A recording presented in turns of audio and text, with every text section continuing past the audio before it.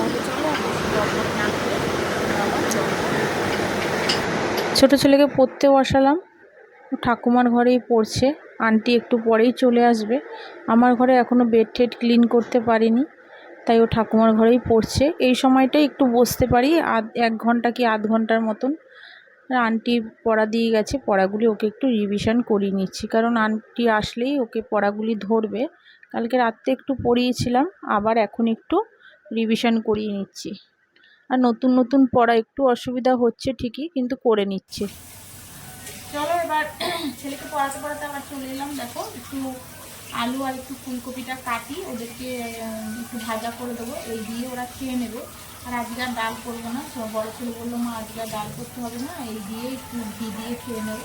সকালবেলা সেরকম একটা খুব বেশি কিছু লাগে না, তাই এই করে দেবো, একটু খেয়ে নেবে ওরা। আর একটু পরেই আবার ছোটো ছেলে তোমার আন্টি এসে যাবে, তাই একটু তাড়াতাড়ি করবো। ওকে একটু পড়া দেখাচ্ছিলাম বসে বসে, এখন তো সব নতুন বই, তো একটু তো ওকে বোঝাতেই হবে। তা আন্টি এর আগে একদিনটা এসেছিলো, এসে তোমার পড়া টড়া দিয়ে গেছে, তো সেগুলোই একটু পড়াচ্ছিলাম বসে। এবার জানো তো ওর পাশে যদি না বসি তাহলে তো একদমই পড়বে না। এখন একটু কাজ দিয়ে এলাম, বললাম তুই কর, আমি একটু আলু ভাজাটা একটু করে আসি, নাহলে তোরা ভাত খাবি কী করে। তাই বসে এখন আবার একটু পড়ছে। তারপরে তোমাদের দাদা ভাই আবার যেন আজকে বলছে বাজারে যাবে না, বলছে আজকে ভালো লাগছে না, ঘরে যা আছে তাই করো। তা ঘরে তোমার সবজি বলতে তোমার একটু পাট শাক ছিল, পাট শাকটা তোমার সেদিনকার করিনি, তাই একটু ভাবছি মটর ডাল করব আর একটু ডিমের ঝোল করব, আর দেখি আর কি করি। আর তাহলে চলো তোমরা দেখতে থাকো আমার ব্লগটা আর আমার সাথে থেকো। ফুলকপি আলুটা একটু তোমার ভেজে নেব, তা ওটা কেটে রেখেছিলাম, সেটা একটু ভালো করে দেখো ধুয়ে নিচ্ছি। তারপরে এটা একটু লাল লাল করে ভাজবো। অনেক দিন পরে একটু ফুলকপি আলু ভাজছি। বড় ছেলে বলল মা একটু ফুলকপি আলু ভাজো, আজকে একটু ঘি দিয়ে খেয়ে নেব। তাই করলাম ওর কথা মতো। দুই ছেলেই ভালোবাসে খুব, তাই একটু তোমার হলুদ আর একটু নুন দিয়ে দিলাম, দিয়ে ভালো করে তোমার লাল লাল করে একটু ভেজে দেব, ভেজে ওদের দিয়ে দেব, এই দিয়ে ওরা খেয়ে নেবে। তারপরে রুটি করতে চলে এলাম। আটাটা তোমার মাখাই ছিল, ফ্রিজ থেকে আগেই বের করে রেখেছিলাম। তা 2-3টে রুটি করে নিচ্ছি একবারে, রাত্রে আমার রুটিটাও করে নেব, কারণ রাত্রের দিকে আবার এক এক সময় তোমার ইচ্ছা করে না যে রাত্রে 2টো রুটি করি বা একটা রুটি করি, তাই বেশিরভাগই সকালের দিকেই করে রেখে দিই, আর রাত্রে আর করতে হয় না। আবার এক এক দিন ধরো করলাম না, তখন আবার করি। তাই 2টো রুটি করে নেব, এখন খেয়ে নেবার, একটা রেখে দেব। এখনও রান্না সেরকম কিছুই করিনি, একটু পরেই করব। আর এদিকে ছেলেদের দিয়ে দিলাম ভাত, দেখো ঘি দিয়ে একটু ভালো করে মেখে দিচ্ছি। ছোট ছেলেকে তো খাইয়ে দেব, আর বড় ছেলেকে একটু মেখে দিয়ে দেব। ছোট ছেলে তোমার যদি ওকে খেতে দিই, মানে ভাত ঠাত দিয়ে একদম পুরো নষ্ট করবে, গোটা তোমার ঘরে ভাত ভাত করবে। ও নিজের হাতে একদমই তোমার খেতে পারে, কিন্তু খেতে দিলেই তোমার চারিদিকে নোংরা করে রেখে দেয়। তাই অগত্যা কিছু করার নেই, আমি ওকে খাইয়ে দিই, কারণ এতে কাজটাও বাড়বে না। কারণ ওকে খেতে দিলে ওর চারিদিকে তোমার নোংরা করে রেখে দেবে, এতে আমার কাজও বাড়বে। তাই আমি ওকে একা একা সেরকমভাবে খেতে দিই না, খুব কম, যখন অনেক কাজ টাজ পড়ে, হয়তো পারছি না যে এখন করতেই হবে কাজগুলি, তখন হয়তো ওকে দিলাম। তখন আবার এঁঠো টেঠো পড়লে পরে তখন সেগুলিকে আবার পরিষ্কার করি, কিছু করার থাকে না। এক এক দিন এত কাজ পড়ে যায়, তখন আর ইচ্ছা করে না যে ওই সময়টা আবার ওকে খাইয়ে দিই। এবার দেখো ঘরের বেডটাও ক্লিন করে নিচ্ছি, আর বড় ছেলে দেখো এই ঘরে বসে আছে, ছোট ছেলের ওই ঘরে আন্টি চলে এসছে, আন্টি পড়াচ্ছে। যতক্ষণ পড়ায় ততক্ষণই ভালো, কারণ থাকলে পরেই দুজনে একসাথে থাকলে পরেই দুজনে ঝগড়াঝাটি শুরু করে দেবে, আর মারপিট, তারপর তো দুষ্টামি এদের জানোই। দুই ভাই এক জায়গায় থাকলে যা হয়। এদিকে মায়ের জন্য একটা অনলাইন থেকে পর্দা কিনেছিলাম, সেটাই তোমাদের দেখাচ্ছিলাম। আর এদিকে তোমার সব গুছিয়ে রাখছি, সব জিনিসগুলি দেখো, ঘর টরগুলি একটু পরিষ্কার করে নিলাম।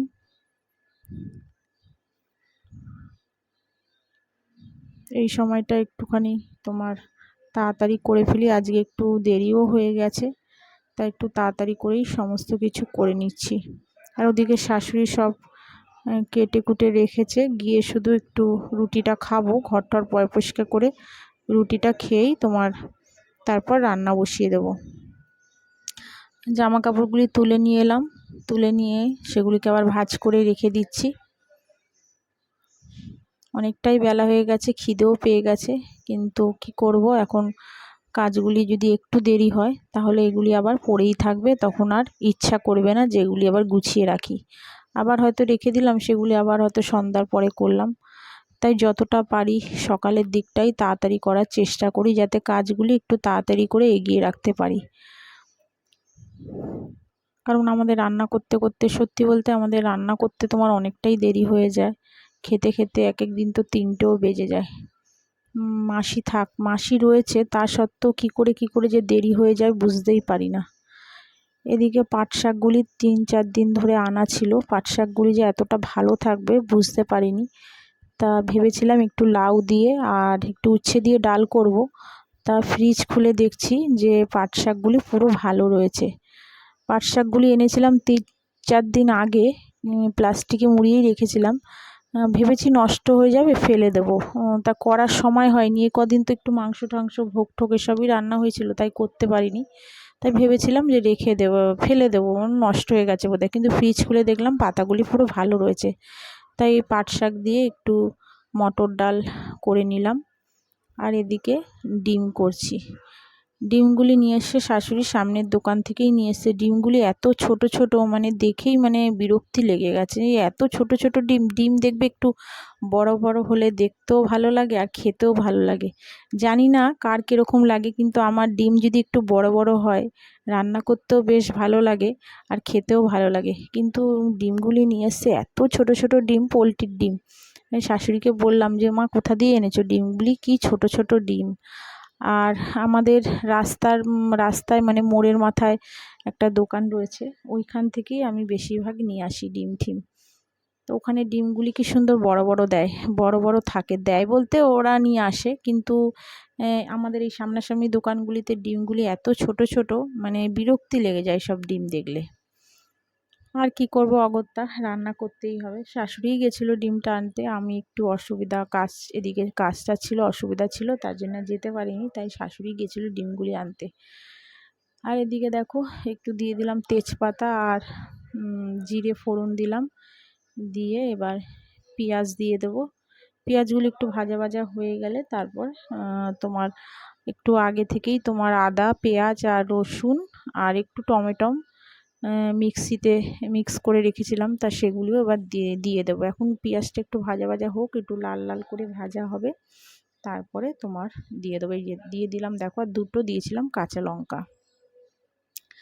এখন বেশিরভাগ ডিম রান্না করলে আমি এরকমভাবেই করি, কারণ তোমার টমেটোটা আগে যেরকম গোটা কেটে দিতাম ছোট ছোট পিস করে, এখন একদম মিক্সিতে করেই দিই, দেখি খেতে বেশ ভালোই লাগে, তাই এরকম করেই দিয়ে দিই। আর তোমাদের দাদাভাইও বলে ডিমের ঝোলটা খুব ভালোই হয়, তাই এখন এরকম করেই ডিমের ঝোলটা রান্না করি। আর ও বুঝতেও পারে না যে টমেটম দিয়েছি কি দিইনি, কারণ তোমাদের দাদাভাই টমেটম সব তরকারিতে যে টমেটম দেওয়া খুব একটা পছন্দ করে না, তাই এরকমভাবে করলে ও বুঝতেও পারে না যে টমেটম দিয়েছি কি না, কিন্তু খেয়ে বলে খুব ভালো হয়েছে ডিমের ঝোল। এবার দেখো কষিয়ে নিচ্ছি একটু মশলা দিয়ে, এবার একটু জল দিয়ে দিলাম, ভালো করে একটু কষিয়ে তারপরে জল দিয়ে দেবো। আর ওদিকে তোমার পাট শাকটাও ফোড়ন দিয়ে তোমার নামিয়ে দিলাম, ফোড়নে দিয়েছিলাম। পাট শাকের ডাল খুব একটা আমি করি না, করে হচ্ছে আমার মা, আমার শাশুড়িও করে না, তাই কি ফোড়ন দেয় শাশুড়ি জানে না। আবার মাকে ফোন করে জিজ্ঞাসা করলাম, মা বললো একটু শুকনো লঙ্কা আর কালো জিরেও দিতে পারিস, আবার সর্ষেও দিতে পারিস, তার জন্য একটু কালো জিরেই দিলাম। সর্ষে খুব একটা আমার ভালো লাগে না, একমাত্র টক ডাল ছাড়া, তাই একটু তোমার কালো জিরে আর একটু শুকনো লঙ্কা দিয়ে ফোড়ন দিয়ে পাট শাকটা করে ফেললাম। একটু ঘন ঘন করেই করলাম, মা বললো একটু ঘন ঘন করে কর, ভালো লাগবে। দেখো এটা পুরো কষানো হয়ে গেছে, এবার একটু জল দিয়ে দেবো। আমার ব্লগটা যারা যারা দেখছো প্লিজ তোমাদের সবাইকে বলছি একটা সাবস্ক্রাইব করে আমার পাশে থেকো, সাথে থেকো, আমাকে একটু সাপোর্ট করো। আর যেসব বন্ধুরা আমাকে সাবস্ক্রাইব আগে থেকে করে রেখেছো তাদের অসংখ্য ধন্যবাদ আর অনেক অনেক ভালোবাসা। আর ওদিকে ঝোলটা বসিয়ে দিয়েছি, ডিমের ঝোল। আর এদিকে তোমার দেখো মিক্সিটা একটু ভালো করে পুছে নিচ্ছি। একটু তোমার মিক্সিতে তোমার মশলা টশলা করার সময় একটু তোমার নোংরা হয়ে গেছিলো, তাই আবার সেটাকে পুছে রাখলাম। এটা 2-3 দিন বাদে বাদে একটু পুছে রাখি, কারণ বেশি নোংরা হলে, সাদা জিনিস তো বেশি নোংরা হলে দেখতে ভালো লাগে না, তাই 2-3 দিন বাদে বাদে এইটাকে ভালো করে একটু পুছে রাখি। শাশুড়িও পোছে মাঝে মাঝে, আমিও একটু পুছে রাখি। তা আজকে ভাবলাম একটু পুছেই রেখে দিই, একটু নোংরা হয়েছিল তাই আবার একটু পুছে রাখলাম।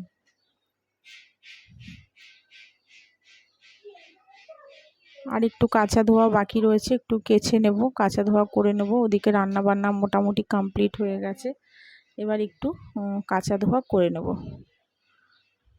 দেখো এবার সবাইকে খেতে দিয়ে দিয়েছি, ওরা ওদের খাওয়া হয়ে গেছে। আর এদিকে দেখো আমি খেতে খাবো, সেগুলি তোমাদের সঙ্গে শেয়ার করছি। একটু ওই যে ডিমের ঝোল, পাট শাকের ডাল, আর এদিকে দেখো একটু শুকনো লঙ্কা ভাজা নিয়েছি, ডালের সাথে খেতে ভাল লাগবে। আর তোমার নিয়ে নিয়েছিলাম একটু আগের দিনের কচুর শাক দিয়ে খেয়ে নেব। শাশুড়িও ঘরে খেয়ে নিচ্ছে, আমিও বসে একটু খেয়ে নেব। খাওয়া দাওয়ার পরে একটু রেস্ট নিয়ে তারপরে একটু বিকালে করে নিলাম একটু চা। শাশুড়ি এখনও শুয়ে রয়েছে, আমি একটু সন্ধ্যা দিয়ে দিয়েছিলাম, দিয়ে দেখো আমার জন্যে করে নিয়েছি একটু চা। আর ছেলেরা একটু টিফিন বলতে ওরা একটু বিস্কুট খেয়েছে, আজকে আর উল্টোপাল্টা কিছু খায়নি। আর তোমার তাই ওদের দুজনকে একটু বিস্কুট দিয়ে দিয়েছি, ওরা খেয়ে নিয়েছে। এবার চলো আমি চাটা বসে খেয়ে নিই। চা খেতে খেতে এবার ছোট ছেলেকে আবার একটু পড়াতে বসাবো, তারপরে পরে উঠে ভাত ঠাত যা করতে হবে একটু করে নেব।